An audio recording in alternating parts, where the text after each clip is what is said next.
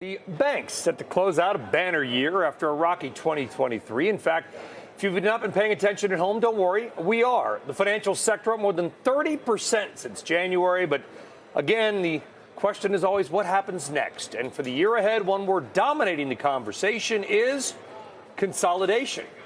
Two words also dominating the conversation are Leslie Picker, but she has those details on the banks and financials. Good morning, Leslie.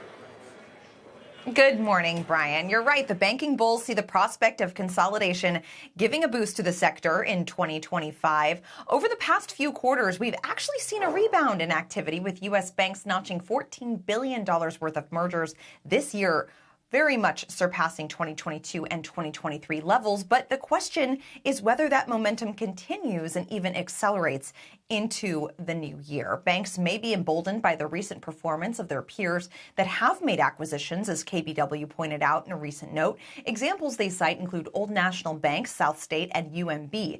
KBW also recommends buying shares of potential acquirers such as Cadence Bank, Citizens First Bank, Prosperity, and Tompkins. PNC CEO William Denchak has been outspoken about M&A plans for banks with strong core retail deposits in desirable markets.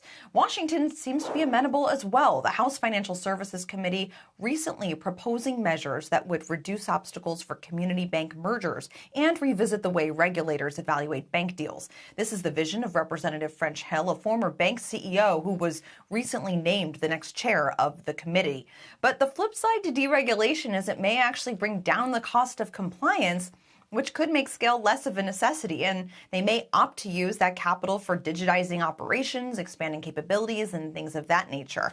Additionally, 2024 saw a cautionary tale of bank M&A. New York Community Bank had been bulking up through acquisitions of Flagstar and Signature, to name a few, and these pushed the firm above a $100 billion in asset threshold, which meant stricter capital rules that it was unprepared for as its commercial real estate book soured, and that led, of course, to losses of 71% year to date, guys.